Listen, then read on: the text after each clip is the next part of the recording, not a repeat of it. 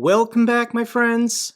Currently, we're on day 341 of Russia's disastrous invasion of Ukraine, and here's the top story. President Biden rules out sending F-16 fighter jets to Ukraine. And no, he didn't. Given all the drama that we've experienced over the last couple weeks about who's sending tanks and who's not sending tanks, we need to just ignore headlines such as these over the next couple weeks. So here's the moment where President Biden is coming out of the White House. There's a helicopter picking him up, and a reporter asks, is the United States sending F-16s to Ukraine? Mr. President! Mr. President! Mr. President! Mr. President!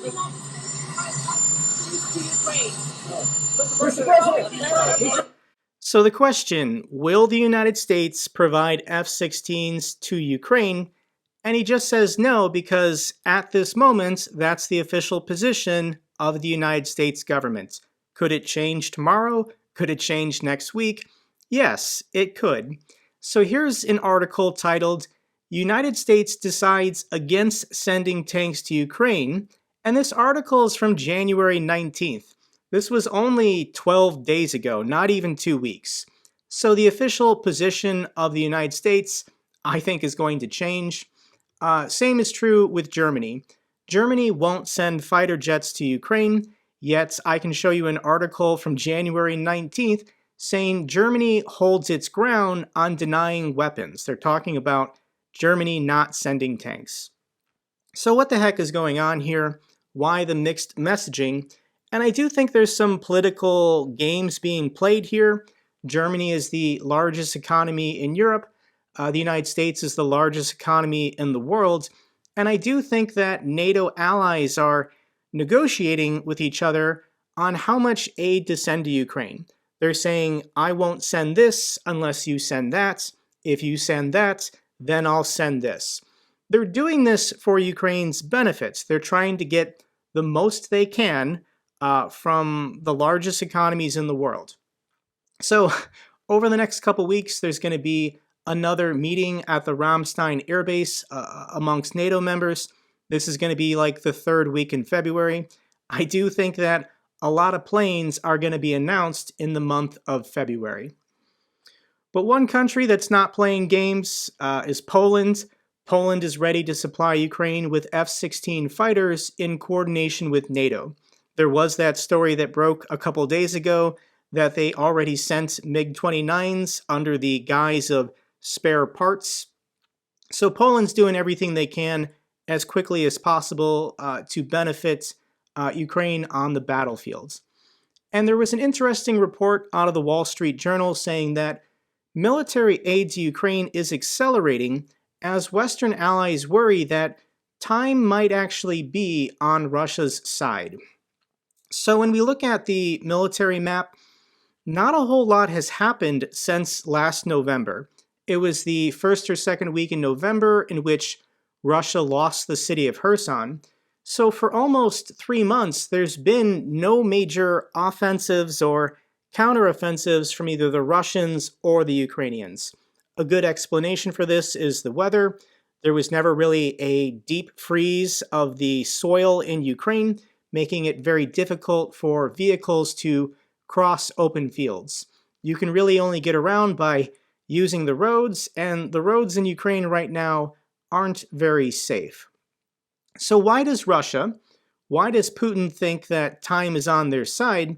And Putin, we're all expecting this, is preparing to mobilize more than 200,000 new soldiers, according to NATO's chief.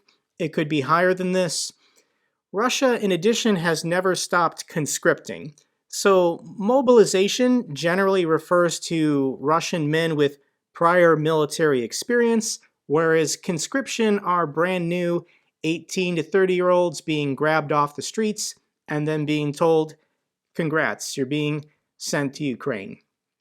The next story we should talk about concerns North Korea, and North Korea denies arms dealing with Russia. North Korea on Sunday denied providing arms to Moscow after the United States said the nuclear-armed state supplied rockets and missiles to Russia's private military group, Wagner. And if the North Koreans are denying it, that's pretty much a guarantee that it's true. North Korea still is the most oppressive, probably worst country in the world, though Russia is giving them a run for their money at the moment. And we should now check out the other side of the coin. And the NATO chief is asking the South Koreans to step up military support for Ukraine. So Jens Stoltenberg, the Secretary General of NATO, has urged South Korea to step up military support for Ukraine, citing other governments that have changed their policies on exporting weapons to countries in conflict following Russia's invasion. Now, speaking at the Che Institute for Advanced Studies in Seoul, Stoltenberg thanked South Korea for its non-lethal aid that it's been giving to Ukraine, but urged it to do more, adding there was an urgent need for specifically artillery ammunition. Now, I used to live in South Korea for 6 years prior to joining the Air Force. I absolutely love the South Korean people.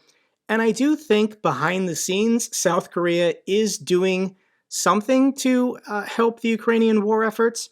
I think and there's no official press release on this, what I think the South Koreans have been doing is selling 155 millimeter artillery ammunition to the United States. The United States has been asking for it, and they're just not asking questions where it's going. So if the South Koreans transfer 300,000 artillery rounds to the United States then announce, hey, we somehow got some more artillery rounds, we can now send this to Ukraine. But what the NATO chief wants and why he went to South Korea, probably he wants the South Koreans to start selling planes and tanks and artillery guns to NATO countries so that NATO countries can feel like they can then transfer their existing stockpile of weapons to Ukraine. So they're just shifting pieces around on the board. This is a net positive for South Korea's arm industry. I hope they do seize this opportunity to export their very capable fighter jets, tanks, and artillery guns to NATO countries. This is pretty exciting. Ukraine Situation reports, M2 Bradleys have begun their voyage to the battlefield.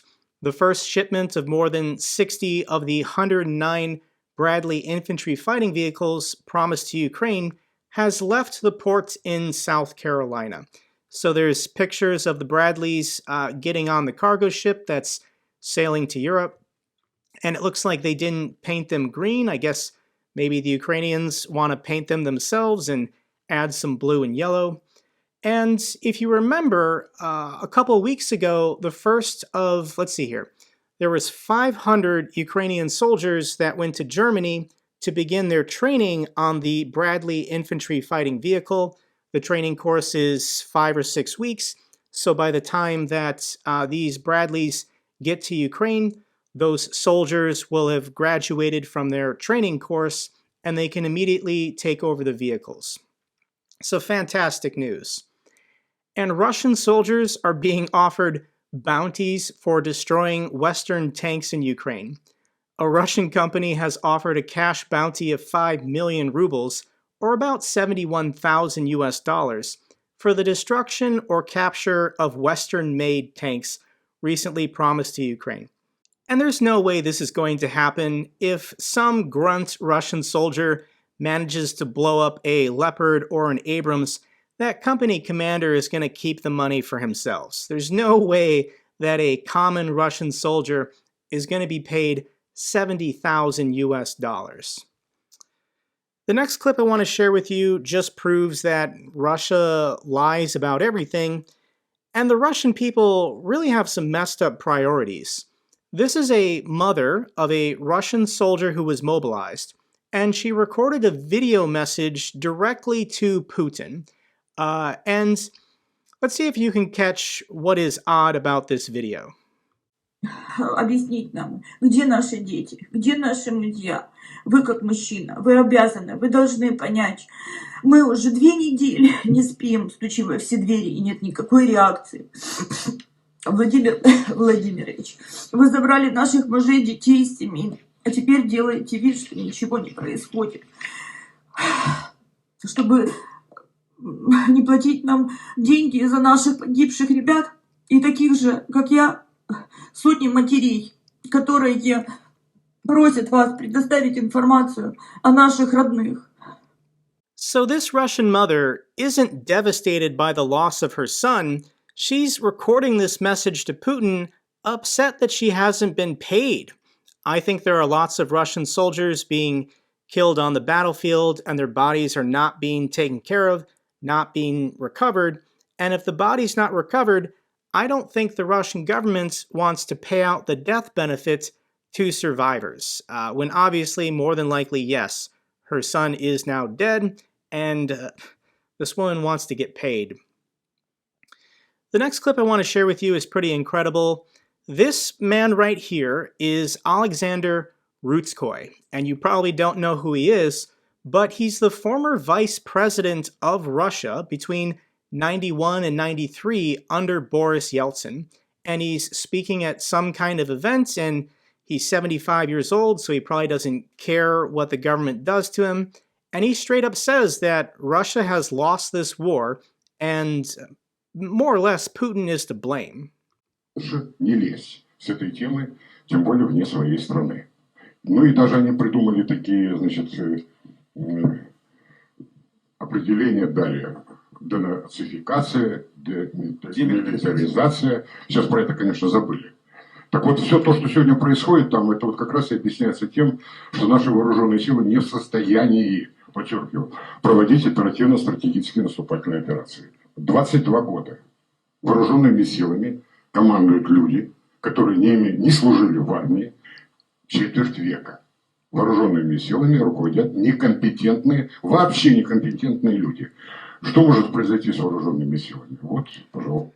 So here's the former vice president of Russia saying that incompetence and mismanagement for the last 22 years by people who never served in the military.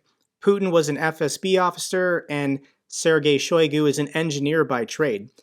Mismanagement and incompetence from the top is the reason why Russia is losing this war. Wow. So let's get the other perspective on Kremlin State TV.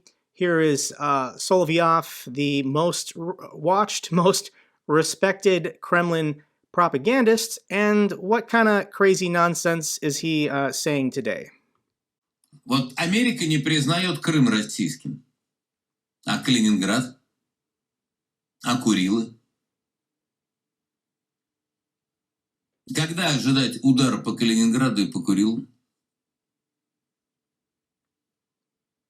А мы почему признаем Калифорнию американской, Аляску американской? Техас почему мы признаем свободный американским? Мы вообще не делаем ни хрена. So he's saying because the United States does not recognize Crimea as being part of Russia, that Russia should no longer recognize Alaska, California, or Texas as being part of the United States. When it concerns Solovyov, I want to share this clip with you of him speaking at the Moscow Arts Theater back in 2008. And he had a much different opinion back in 2008 about Crimea. Я вам так скажу, никакой войны России с Украиной никогда не будет, потому что любой человек, который на полном серьезе попытается осуществить такого рода акт, является преступником, притом я не могу себе представить, какого размера. В Украине живут братские нам абсолютно по духу, по крови, по общей истории люди, война с которыми является самым страшным преступлением, которое себе может только придумать. Не надо кричать «Севастополь наш», не надо кричать «Крым наш», надо просто сделать так, чтобы жизнь в нашей стране была настолько привлекательной, чтобы украинам, белорусам, молдаванам, армянам, грузинам всем захотелось жить с нами в мире и идти к нам. So Solovyov is saying this in 2008, so this must have been shortly after Russia invaded Georgia. And his official position is anti-war. He's saying it's inappropriate for Russians to be claiming Sevastopol belongs to Russia, Crimea belongs to Russia. If Russia were to go to war against Ukraine, that would be the greatest crime imaginable. I mean, oligarch money is a hell of a drug because he 180'd his position by 2014, so after 6 years. Let's now talk about the Olympics. The International Olympic Committee gives the green light for Russian and Belarusian athletes at the Paris Olympics. Obviously, there's lots of governments around the world not happy with this decision. The neutral Russian flags at the Olympics would be stained with blood, says President Zelensky. So here is Klitschko. I'm going to play this clip for you. This is what he thinks about Russian athletes being allowed to compete at the Olympics. Dear Thomas Bach, you're the president of the IOC. You are the representative of the universal values of tolerance and peace. You propose to authorize Russian and Belarusian athletes to participate in the Paris Games. I tell you, the Russians are Olympic champions in crimes against civilians. They have the gold medal in deportation of children and rape of women. You cannot put your Olympic emblem on these crimes because you will be in accomplice with this abominable war. Do not do this. Otherwise, you will betray the Olympic spirit. A country that tramples on the basic principles of the international law cannot be legitimized and supported by the international body of sport. Do not make this mistake, this monumental mistake. The world is watching you. History will judge you. Good luck with your decision. He's right in that allowing Russian athletes to compete, even under a neutral flag, it still legitimizes Russia's war against Ukraine. And to put this in perspective, at the 2020 Tokyo Olympics, Russia won 71 medals. 45 of those medals were won by athletes who are also members of the Central Sports Club of the Russian Army. These are Russian military members who will be competing in Paris. This is the same army that commits atrocities, kills, rapes, and loots. This is whom the ignorant IOC wants to put under the white flag, allowing them to compete. And here's a tweet from the Prime Minister of Estonia, disappointed by the Olympics' decision to allow Russian and Belarusian athletes to attend 2024 Paris Games. Politically and morally, this is wrong. Time to strengthen isolation, not given to Russia. Sport is a tool in Russia's propaganda machine. Ignoring that means siding with their aggression. And this is true. Dictators love the Olympics. It's like their favorite thing ever to compete in the games in order to, 1, distract their own people, but 2, push their narrative of their nation's superiority. And they just love the propaganda and soft power opportunity to project across the world. So this is the famous Berlin 1936 Olympics. Hitler kicked off World War II after this was completed. And here's Vladimir Putin holding the Olympic torch at the 2014 Russian Games. Putin deliberately waited until the Olympics were over before invading Ukraine for the first time, seizing Crimea. Additionally, Putin waited until after the 2022 Beijing Olympics because the Russians did not want to embarrass the Chinese. This was China's moment to host the Olympics, and once again, dictators love the Olympics. And to illustrate how important the Olympics are to Vladimir Putin and the Russians, here's a clip of Russian state TV where they're freaking out about the possibility of their athletes not being allowed to compete. Нам выгодно выступать на Олимпийских играх. Мы должны сделать для наших спортсменов все, чтобы это сделать. Другое дело, у многих спортсменов есть другая, риторика, они уже даже высказались, и они могут не поехать, они могут сами бойкотировать лично. Мы как-то тоже забываем об этом, пожалуйста. Это их задача. Для тех, кто хочет выступать, мы должны сделать и выработать стратегию, при которой мы должны выступать на Олимпийских играх. Наша задача, наш маленький фронт, это выступление на соревнованиях. Спортсмены должны тренироваться, выступать и побеждать. Так они же без флага будут выступать. Для нашей страны. So this is them saying it on Russian propaganda TV. This is good for our country. Our athletes must compete.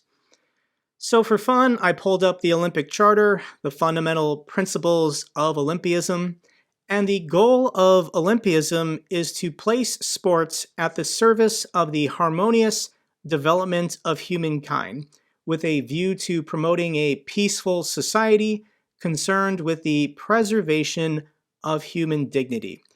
The goal of the Olympics is to promote a peaceful society and preserve human dignity. So in response, Ukrainian athletes are taking photos of their practice studios that have been destroyed by the Russian military. How are Ukrainian athletes supposed to maintain their dignity and fairly compete when this is what the Russian military is still actively doing to their country? This appears blatantly wrong to anyone in a free and democratic society, but there might be an angle here that the Olympics are playing, given that the Paris Olympics aren't for another year and a half. So more than likely, hopefully, this war might be over by July 2024, making this issue kind of moot. But it's also possible that Russia might choose to try and escalate the war this year by using weapons of mass destruction. I do think Russia's going to get desperate and at some point try a chemical weapons attack. This is going to be horrific. There will be pictures and videos of them using chemical weapons on either Ukrainian civilians or Ukrainian soldiers. It could be at that point that the Olympic Committee reverses their decision and expels their athlete.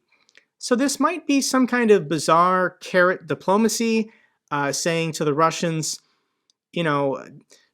don't escalate, don't use weapons of mass destruction, nuclear or chemical, or else, you'll lose your ability for your athletes to go to the games and compete. Just an idea, I'm just speculating here.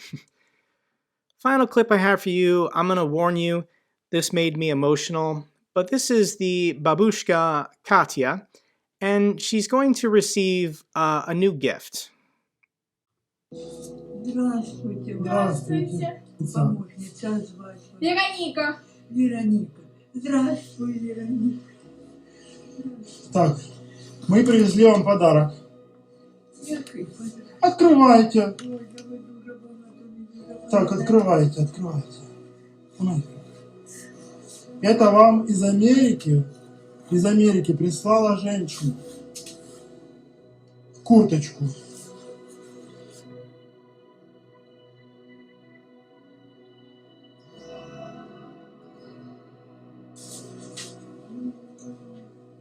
Померите. Померяйте, давайте.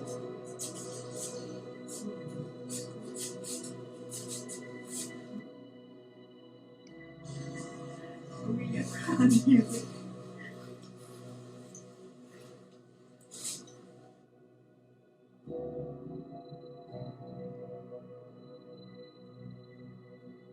Я такого сроду не наставила. Это ж прислали из Америки. Она теплая, хорошая, новая. У меня тебе стареньких подарили, она не будет.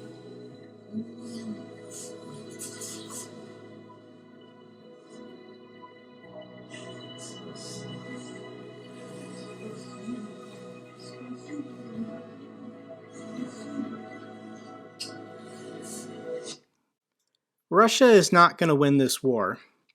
That's all for this update video. Glory to the heroes, glory to Ukraine. If you found this video informative, give me a thumbs up. Best way to support my channel.